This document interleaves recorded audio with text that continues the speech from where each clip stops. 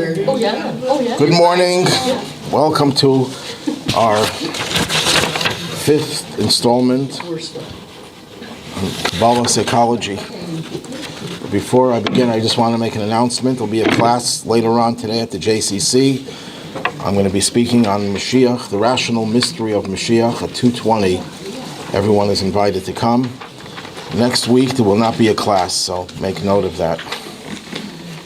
The class will resume in 2 weeks. Can a person change?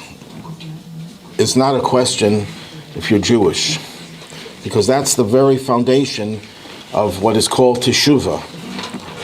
Teshuvah is usually translated as repentance, but it doesn't really mean repentance, it means return.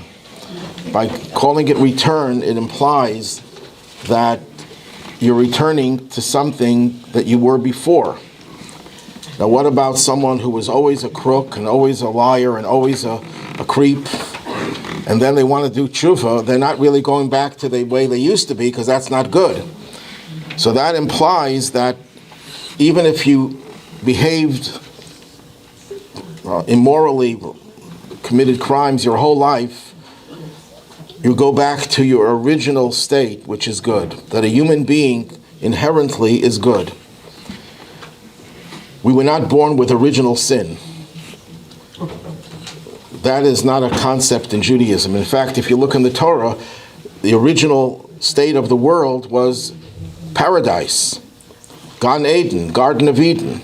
Later on, the serpent superimposed evil on the world. So the world started and humanity started with purity and goodness. And that's the state of the human being to this day. So when you do teshuvah, you return to your original purity and goodness. That's something that we discussed last week. But I want to go a little bit deeper into the dynamics of teshuvah, which is the power of change. Maimonides, those who are the other class, formulated 13 principles of faith. Where does he talk about free choice? He discusses that in the laws of Teshuvah. When he talks about repentance or return, he talks about the fact that we were endowed with free choice. Why does he decide to talk about free choice when he talks about Teshuvah? Because when a person wants to change because they behaved wrongly before, they cannot make excuses. They have to take full responsibility. When you're dealing with another person who did something wrong, it's a positive thing, it's a virtue to try to find excuses for that person. To try to say, when you're talking to God about that person, or you're talking to yourself, that person did this, but I can understand they were hungry, so they had to steal the bread. Doesn't make it right, but I can see why they did what they did. You can find excuses for other people. But if you want to change yourself, you cannot find excuses. You can't say, yes, God, I committed this sin, but... That word "but" is one of the most destructive words in the English alphabet, the English language, rather. Because what you're saying is, I'm not owning up to what I did. I'm not taking responsibility. God knows all the excuses. He'll judge you accordingly. But you, or we, have to take full responsibility. Because what we did wrong was because of our free choice. We chose to do the thing that we did wrong. Don't look for excuses. Someone pressured you into it, you still have free choice. Unless, of course, someone points a gun at you and forces you to do something wrong, that's a different story. That means you didn't do it. The person who pointed the gun at you did it, for all intents and purposes. But when you do something, even under pressure, if someone else who did it, you could say it wasn't totally their fault. But when you're trying to change, you have to be totally, brutally honest and exercise not only your free choice in committing the crime, but your free choice that I did it freely. It was totally me. It was not someone else doing it on my behalf. No excuses.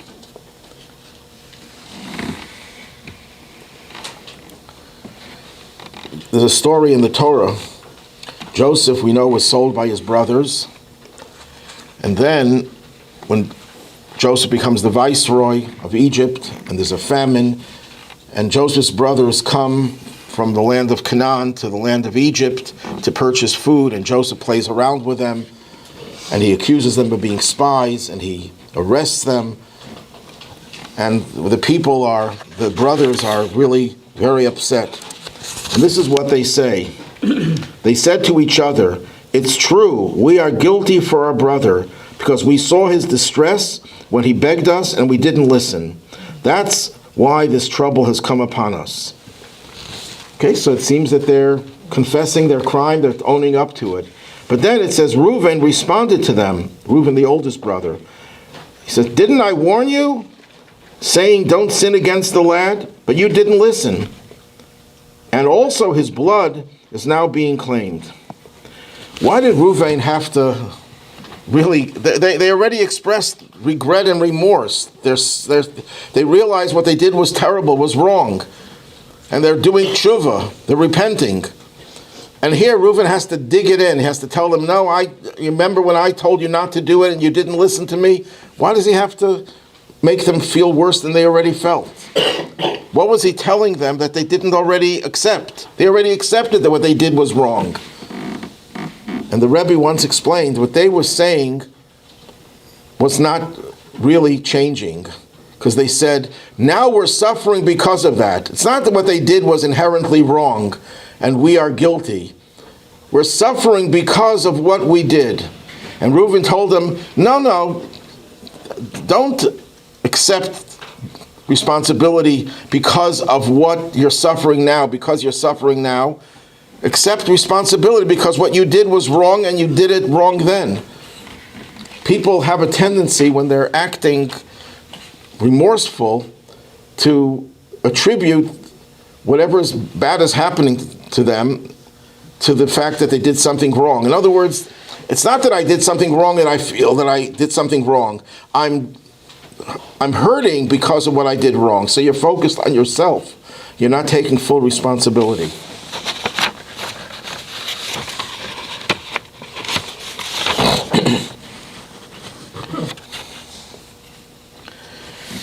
Why do we have to treat another person in a different way? We can't give excuses for ourselves, but we should give excuses for others. We should always judge other people favorably.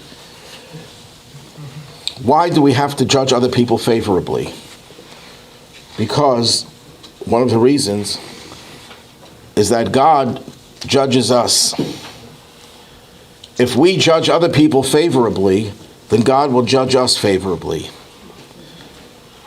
But that's when you're dealing with another person who is not your student.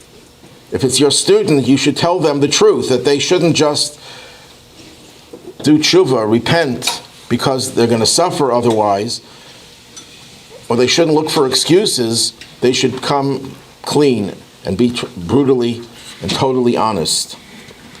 So teshuva requires an understanding of what caused the sin. I am the cause of the sin, not someone else.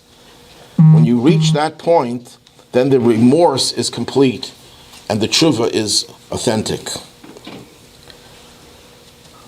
Another thing about teshuva, the power of teshuva, when a person, because we often get ourselves into a rut.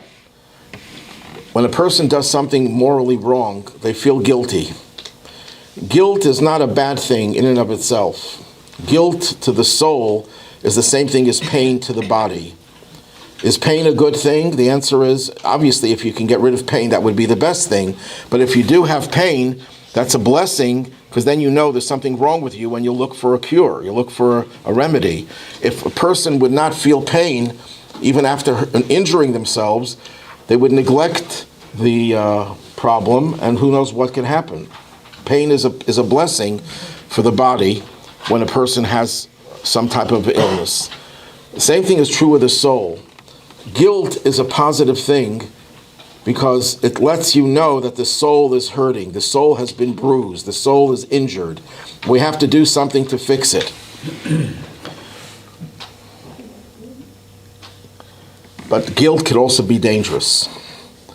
Because the fact that we have so much guilt, it just drags us down and demoralizes us and takes away the energy that it takes in order for us to change.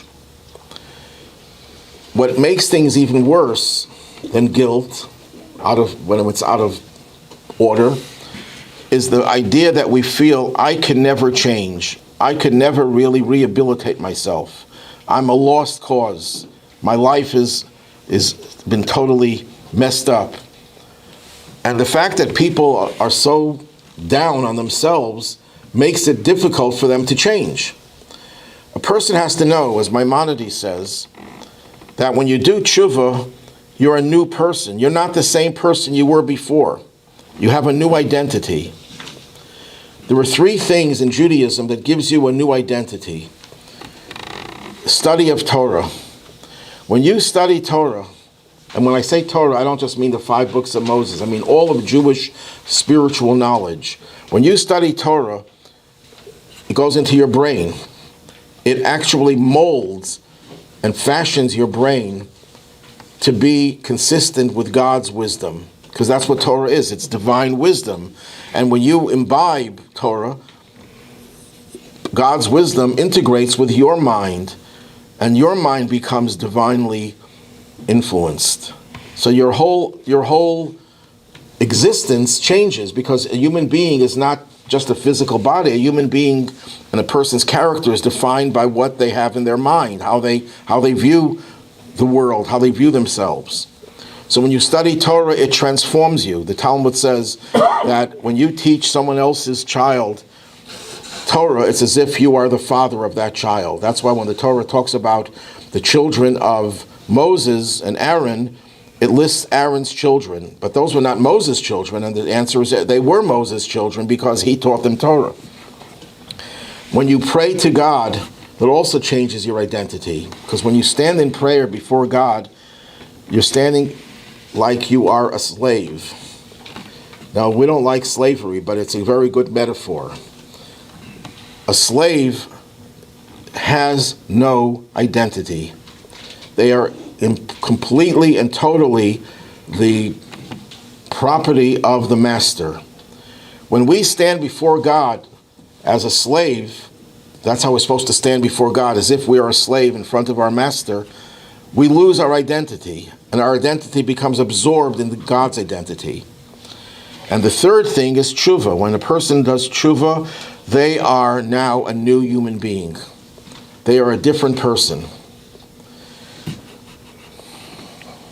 Now, how much teshuvah do you need? How much Torah do you need? How much prayer do you need? There is no amount. Conception, which is the beginning of life for a living being, a human being or an animal, is one instant. To create a new human being, all you need is one instant. Of course, the more you do, the more it more deeply affects you. But every gesture of Torah, prayer, and teshuvah creates a new human being. You have a new identity. It's interesting that Moses was on the mountain for how many days? Does anyone know the number? 120. Okay, those who say 40 are right, and those who say 120 are right, because he was on the mountain 40 days, 3 consecutive times. He went up, and he came down 40 days later. He witnesses the golden calf worship, shatters the tablets. God is upset. He goes up again to pray, to intercede on behalf of the people. At the end of 40 days, second 40 days, he comes back down. God says, okay, I want you to bring up some sapphire. I'm going to inscribe in it the 10 Commandments. And he stays for another 40 days, and he comes down. It was 120 days later, and he comes down with the second tablets. If you divide these 3 periods of 40 days, The first period was corresponding to Torah. He was bringing down the knowledge of Torah. The second 40 days was mostly prayer. He was interceding and praying to God that the people shouldn't be destroyed. The third 40 days, where God accepted the repentance of the people with Teshuvah, he was dealing with the process of Teshuvah. And they're each 40 days. Now, what's the significance of 40 days? So the Rabbi explains, based on the Talmud, that at 40 days after conception, that's when you can determine the gender of the fetus. It takes 40 days. So 40 days represents an initial transformation from nothing to something that has substance, but it's still not complete. 40 days is not complete. That's why in the Talmud it says that if someone, well, this is an application of it, if someone needs to have an abortion, when Jewish law allows for it, it should be done within the first 40 days, because that's still not a fully developed fetus. So the Rebbe explains in a discourse that 40 days represents the creation of the initial creation and the basis of a new life. And that's why when we deal with Torah or prayer or Teshuvah, they all represented by Moses on the mountain for 40 days.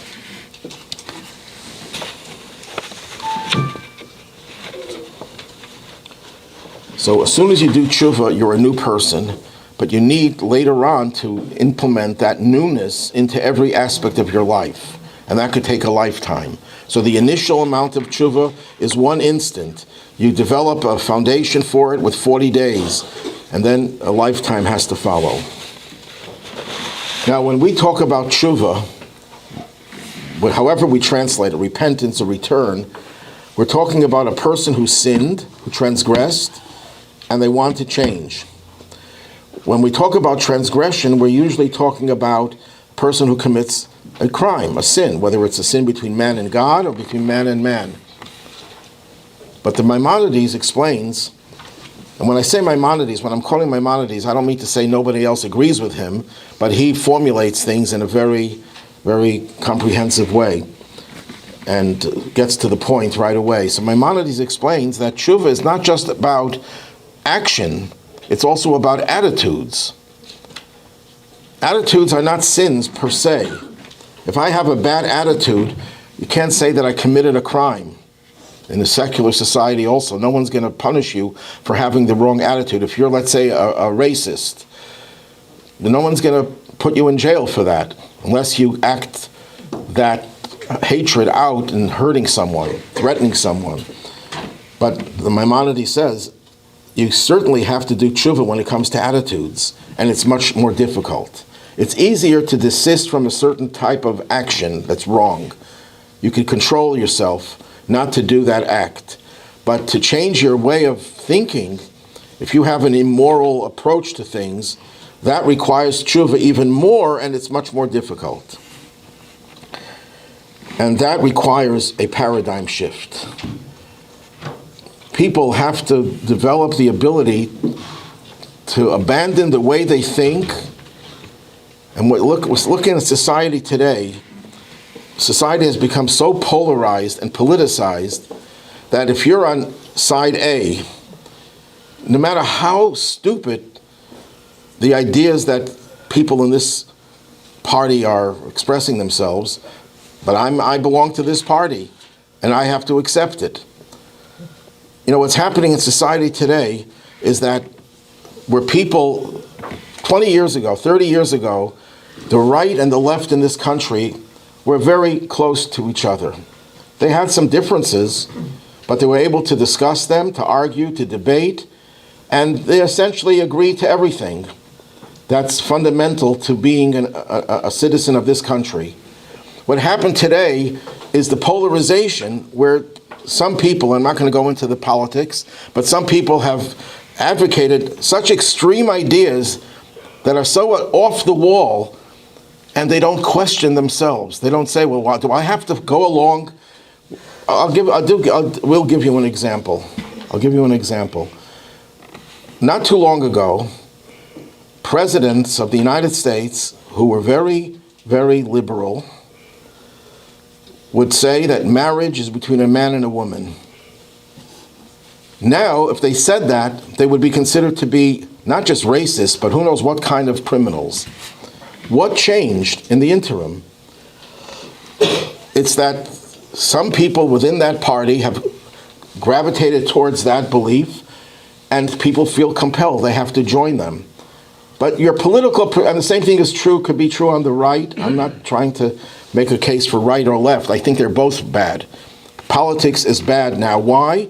Because people have turned politics into religion. That I have to give 100% support to my ideology. Unfortunately, it's more on the left than on the right. I know I'm going to offend some people, but that's the way I see it.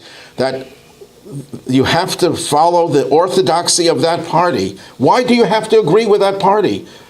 You agree with some of the things? That means you have to agree with everything? Who are they? Are they God? Who changed the way people think? Very limited human beings are changing the way people think. That's evil, to ascribe divine power to politicians. If you want to ascribe divine power to people who are righteous and holy people, I'll have an argument with you about that. But to ascribe it to lowly politicians who are obsessed with power and do not represent anything of a higher level, but people feel they have to go along. And that is very, very difficult. And that's generally the problem that we have whenever people have to change attitudes. You have to have a paradigm shift. You have to have the humility to self-examine and say, you know what? My belief system tells me that this and this is true. I'll give you another example with abortion. Judaism is definitely anti-abortion. There's no question about it. Sometimes it allows it to save the mother's life, and some opinions will say it will allow it for other reasons as well. But it's a tragedy. That's how, when I taught in UB, I taught Jewish medical ethics. That's how most of the students believe, that it's a tragedy, but it's necessary. And we don't want the government telling us what's right and what's wrong. I can understand that. I could agree or disagree with that, but it makes sense. I remember once I was teaching a class, and this woman in the class was telling me she's pro-abortion. So I asked her, but she said she herself would not have an abortion. So I said, is your decision to have or not have the same as a decision whether to color your hair one color or another color? Is it in the same category? She said, yes. I wouldn't choose to dye my hair pink, but it's not a real important decision. Abortion is just what you feel is comfortable. You know what? One of my students in that class says, now I'm anti-abortion. I was always pro-abortion or pro-choice, and now I'm not.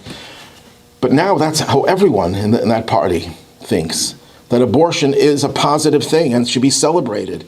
I'm not saying, I can't say everyone, but that's what you're seeing pervasive now, more and more pervasive. What changed people's attitudes? Because some people feel they have to go along with the orthodoxy. You don't have to go along with the orthodoxy if it doesn't come from God. It's not a religion. And I'd say the same thing to anyone on the right. Your ideas are not God. They're not divine. They're your own personal ideas. Some of them make sense. Some of them don't make sense. Don't follow blindly just because it's your party. You need a paradigm shift. So how do you get a paradigm shift? And the answer is, again, we have to go back to Torah. Because Torah has a capacity to change the way you think. As I said before, what is Torah? Torah is divine knowledge. Divine knowledge means that your mind is becoming the way God sees things. You see things through that prism. If you see things through the divine prism, your whole attitude towards life will change. You will have a paradigm shift. And especially if you study the parts of Torah that deal with those issues that you have a problem with and you want to change. Of course, you have to want to change. You know the joke about how many psychologists do we need to change a light bulb? And the answer is only one, but the bulb has to want to change. Well, that's, of course, very true.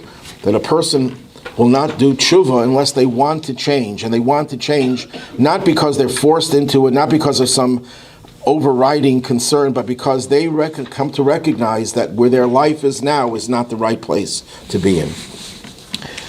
Now, one of the attitudes, one of the things that we have to change, when I say we, I mean everybody, is depression.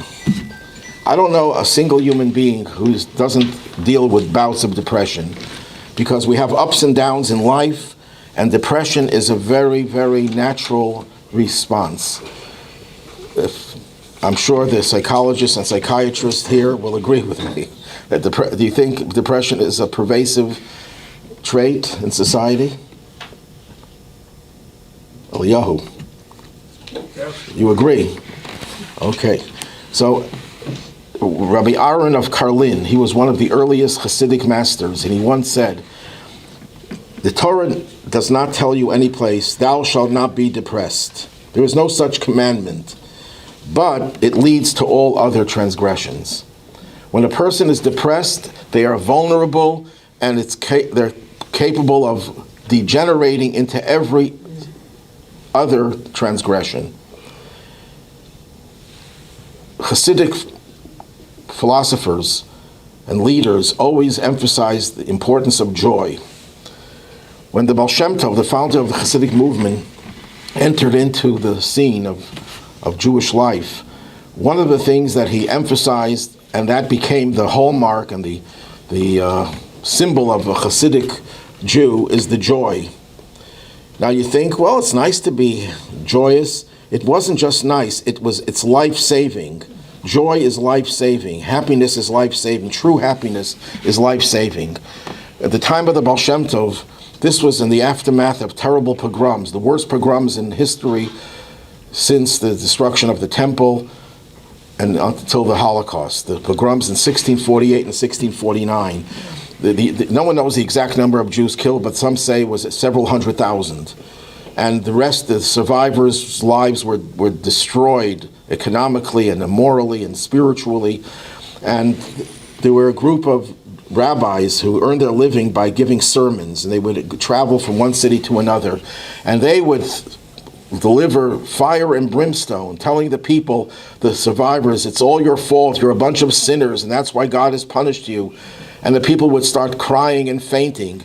And the Baal Shem Tov condemned that approach and reversed it to the opposite, to bringing the spirits of the people up and bringing joy into their lives. So joy is not optional. It's not well, you can be a person who's not so into joy and happiness, and you could be someone who is into it. No, it's life-saving. It's so important. When the temple was destroyed, they banned certain practices at weddings. You couldn't wear certain types of ornaments. You couldn't play music because people were so crushed by the destruction of the temple. Jewish law required people to express their sorrow. The Baal Shem Tov reversed that. Hasidic movement reversed that because we're so deeply affected by exile conditions that it's life-saving. It's like taking a life-saving medicine. But the medicine may not be 100% kosher, but you still take it. Why? Because you have to save your life, and that takes precedence over whether the medicine is kosher or not. Joy and music are essential to our survival. We can't live without that joy, and music is one very, very prominent expression of joy. Do you hear, Max? Yes. I think you should learn how to play the violin. And play the violin. Yesterday, not so happy, yes, next time I do. Okay, and Rabbi, you think music is a good idea? Yes. Okay. So how do we deal with depression? Well, in addition to acting joyously, singing and dancing and listening to joyous music, but what about going to seeing a psychiatrist or psychologist? Judaism has nothing against that, because depression is not a one-dimensional thing. Yes, there could be physical reasons, illness, poverty, problems with children, and all sorts of physical incentives to be depressed. And therefore, sometimes you need to take a medication, and you need special counseling from a good therapist, and that's how you treat it. But that's not the only way to treat it, because depression is not just a physical experience that comes from physical problems. There's a much deeper source and root of depression that you have to deal with as well, which we'll get into.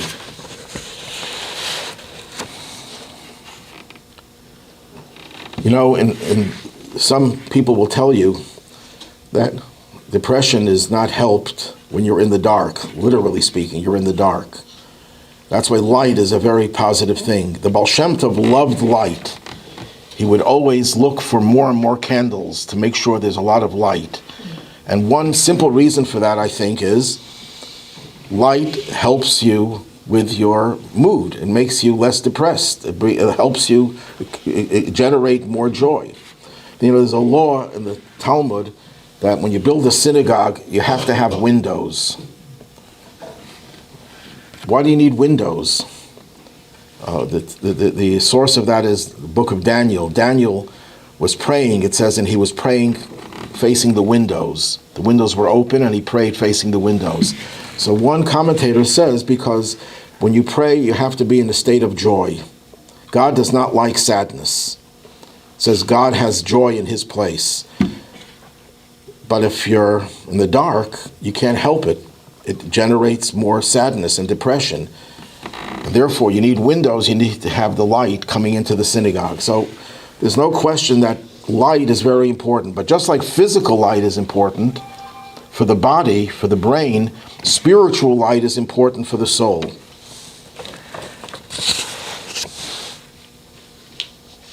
And not only that, but we know the physical reasons for depression, the lack of health and pain and death of a loved one, loss of a job, a broken relationship, divorce, stress from children, loneliness, lack of light, physical light. But there are also spiritual sources.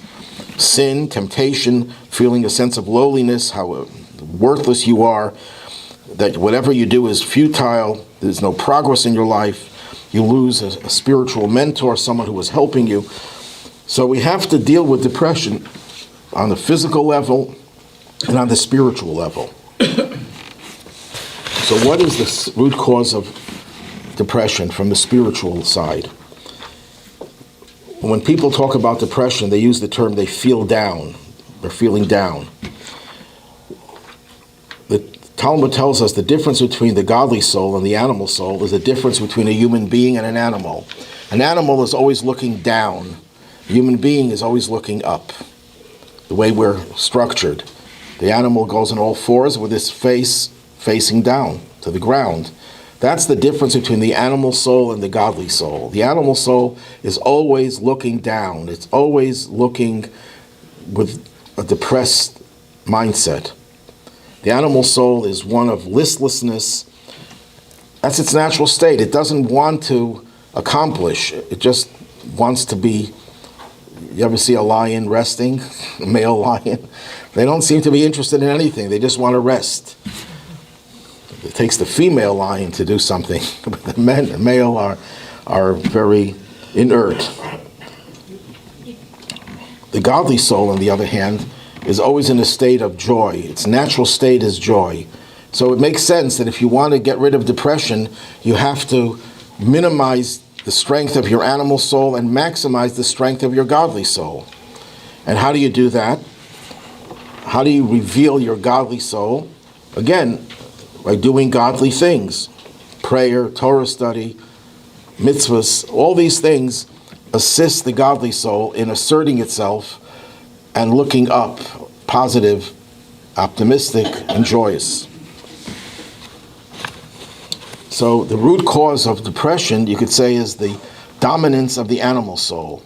You get rid of that dominance, then you have joy. But then there's also a cause of depression that comes from the godly soul itself. When the godly soul is prevented from expressing itself, the godly soul is in a form of a prison, its hands are tied, it becomes sad.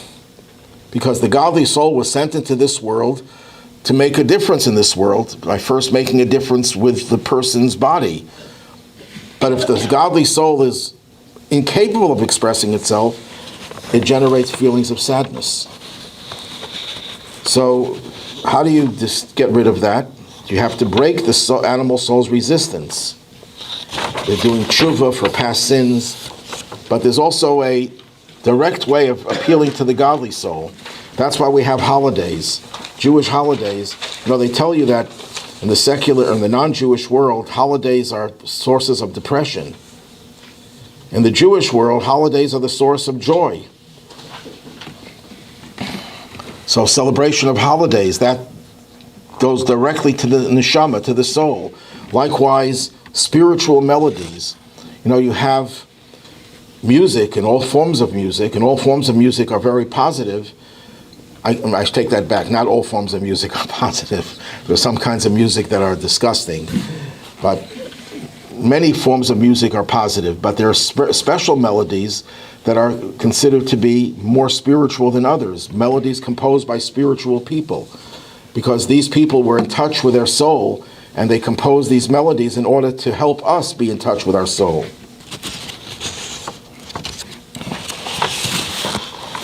But then there are more specific causes.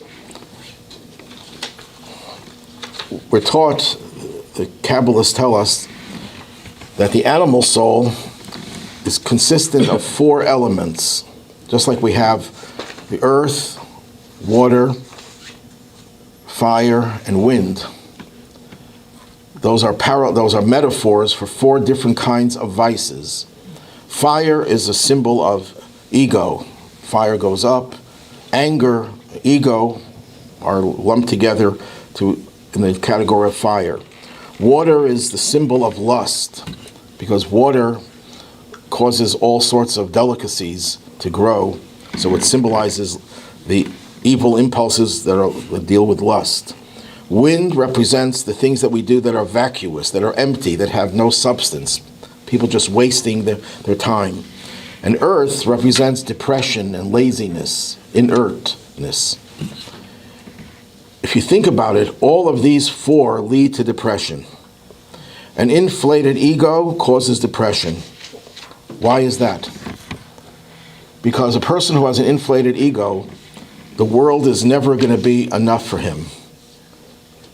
They'll never be satisfied. After all, look who I am. I'm so important. Why isn't everyone paying homage to me? Why am I not getting a raise in my job? Why am I not experiencing better relationships with other people? After all, look how great I am. You have an inflated ego, you're always going to be disappointed with the lack of the things that you think you deserve and is owed to you. Person who's humble is happy.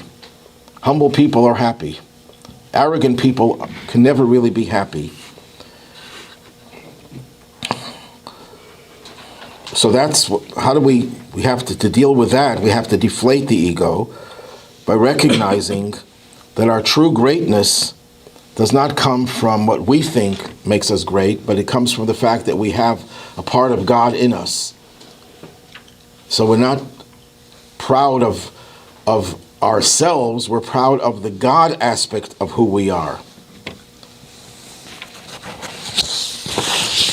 What about lust? Pursuit of pleasure will always leave one unfulfilled.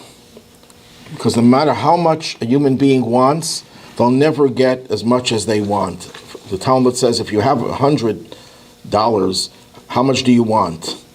You want 200. If you have 200, how much do you want? 300. No, 400.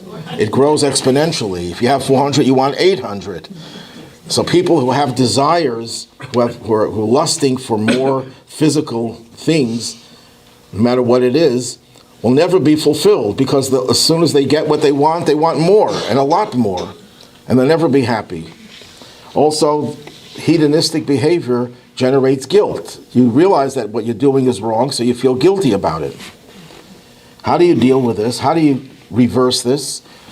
Just like when it comes to ego, there's a bad ego and there's a good ego. The bad ego is that you feel you're the greatest and the world owes you everything. The good ego recognizes that I have a part of God in me and I have to surrender myself to the needs of others. So it's an ego that's based on humility, knowing your place. Same thing is true with this lust issue. Yes, Pursuing pleasure is a good thing, but you should find pleasure in giving rather than in receiving. People who are always looking for pleasure in receiving, but not in giving, will always feel the lack of what they don't have. But if you find pleasure in receiving, you'll always be happy. And finding pleasure in spiritual matters will cause the person to be happy. You don't have the problems with hedonistic behavior. Then there's wind. Wind is associated with idleness. A person who is idle, has no accomplishments, it leads to depression. And it comes from the sense that you feel you're a failure. You don't stand for anything. So how do you deal with that? By recognizing your true nothingness. What do we mean by true nothingness? We have a part of us that is divine. In relation to God, we are truly nothing. When a person recognizes that their true inherent nothingness, then they become totally subordinated to God, who's the source of joy. People, I can only talk from my own experiences, when we looked at the Rabbi, you saw more joy than anyone else. I never saw anyone who had that immense joy, incredible joy. Why? Because he felt his own nothingness. His whole being was just God, nothing else. Everything he did revolved around serving God. So he was able to experience the greatest joy.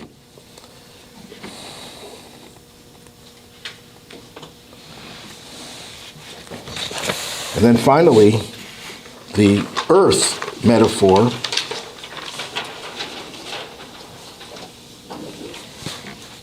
is the actual metaphor that deals with the depression directly. Person who's lazy and is therefore, because they're depressed, they lack awareness of a higher being. And how do you fight the earth lowliness with earth humility? Now, sometimes depression is kosher. There's a kosher form of depression. Every now and then, when a person makes an accounting of their life, before going to bed is the most opportune time for that. They make an accounting of what they did, what they didn't do that day, or that week, or that month. Or as we have it on Yom Kippur, we say our confessional prayers. When a person, you can't help but feeling sad but that sadness, if it's motivated by a desire to change, not just to wallow in your sadness, then that breaks the klipa. The klipa is the metaphor for the forces of evil in the world. The klipa means a shell. Evil doesn't have its own independent existence. It's a shell. You break that shell through this kind of sadness. And the next phase of this sadness is joy. How do you know if the sadness is kosher or not? If it motivates you and it leads to joy. If it just leads you to wallow in your depression, then it's a negative. You have to avoid that at all costs. The Rabbi, in one of his discourses, said that in the olden days, there was a lot of room for both, to having sadness that broke the shell and then is joy. He says, nowadays, we have to focus only on the joy. Very little focus on the sadness that comes from introspection, because we don't have the strength. We're a very fragile generation. If you see what's going on in society, where a student in a university cannot listen to an opinion that he or she disagrees with because they're too fragile. They call them snowflakes.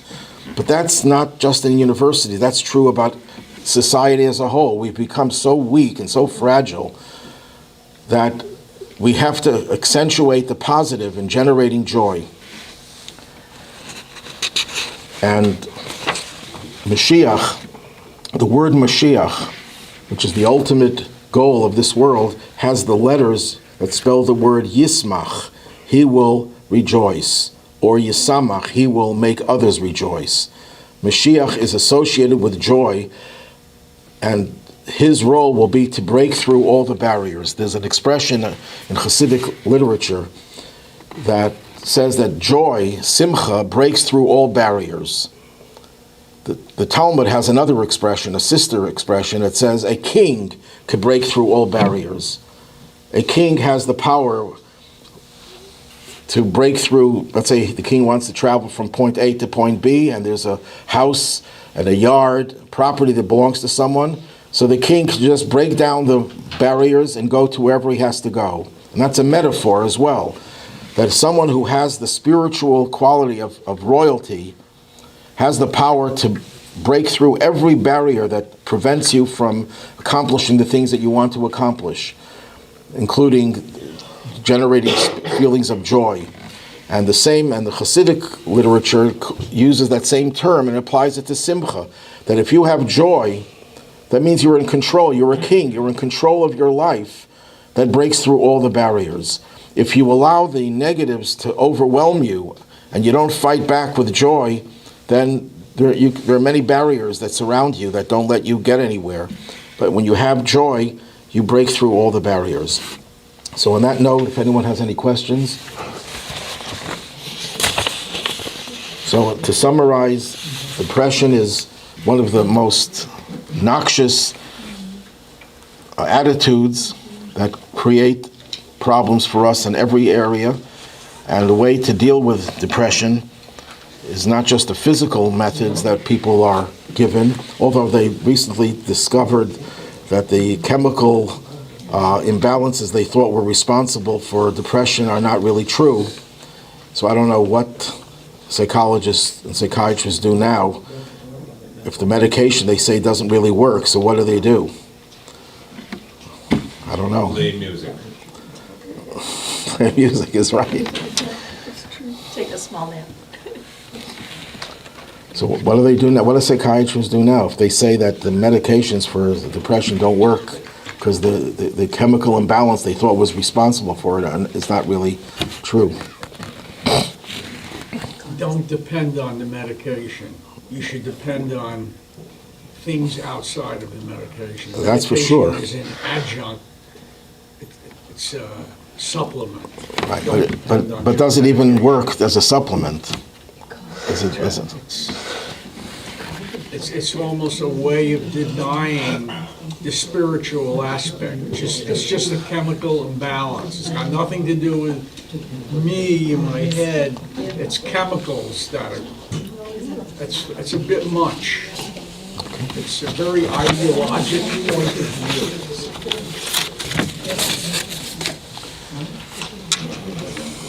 Yeah, they have to revert to behavior. Any questions?